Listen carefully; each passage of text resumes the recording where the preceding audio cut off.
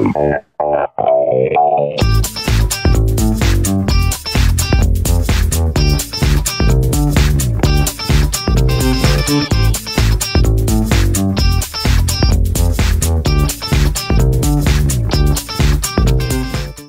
smotri učeničkih zadruga Hrvatske Rado je predstavilo čak 79 zadruga, a nagrada za najproizvod otišla je u ruke zadrugara iz Šibenskog Blaga u centru Šubićevac.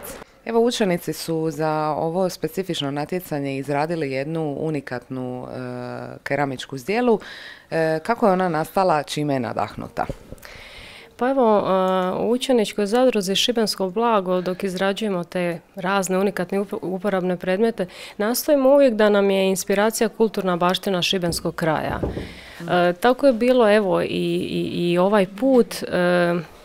Uzeli smo šibensku kapu kao inspiraciju, točnije onaj poznati vez, šibenski bol, karakterističan crni vez sa šibenske kape. U našoj zadruzi je 20-ak zadrugara i većina tih proizvoda, evo, svaki pojedini proizvod kad ga uzmete u ruku ne možemo reći to je rad ovog ili ovog učenika. To je baš nekako i poanta cijele priče, taj neki suradnički odnos. Znači, kod stvaranja pojedine zdjela i bilo kojeg drugog predmeta sudjeluje više učenika. Evo, konkretno kod stvaranja ove naše zdjele inspirirane šibenskom kapom bilo mi je 10-ak učenika. Znači, neki od učenika su vičniji rezanju i valjanju gline, neki pak lijepljenju, drugi farbanju i glaziranju i tako je to zajedničkim radom nastaje taj jedan rad. Naše proizvode, isto tako i nagrađenu zdjelu, može se kupiti, može se vidjeti na raznim prodajnim izložbama tokom cijele školske godine. Anđela, evo, ti si članica zadruge, je li tako? Da.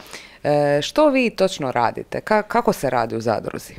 Radimo sa glinom, radimo neke zdjele, radimo neke anđele. Ta glina, ona se, znači, ako se otvori sad,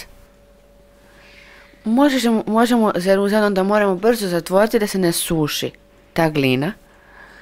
I ako ako želimo napraviti teču, moramo razdvaljati to glinu. Onda sam ja sama tu zdjelu napravila bez učiteljice, bez ikoga.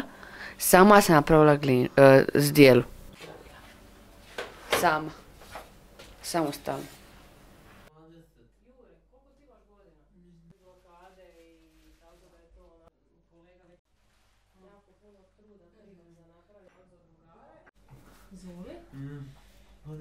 Pritisnemo. Evo, Anđe, možeš ti nastaviti. I evo, za kraj, koji su zapravo ciljevi zadruge? Pa evo, ciljevi rada sa učenicima u zadruzi su prvenstveno razvijati osjećaj vlastite vrijednosti kod učenika. Naši učenici su učenici sa intelektualnim teškoćama, pa eto, jako je bitno razvijati njihove motoričke vještine, kulturu rada. Već sam spominjala taj suradnički odnos koji se odvija kod izrade pojedinog predmeta, proizvoda. Moto naše zadruge je pametno je učiti, božanske stvarati. Bravo, Igor, odlično si to napravio, odlično. Sad te elemente slažemo u našu posudicu. Šta smo rekli, moramo malo preklopiti, jel da, te elemente? Da se kod sušenja ne bi sve razdvojilo. Bravo, Ivane, ovo je odlično. Da. Pogledajte vi kako oni to lijepo rade. Bravo, ekipa.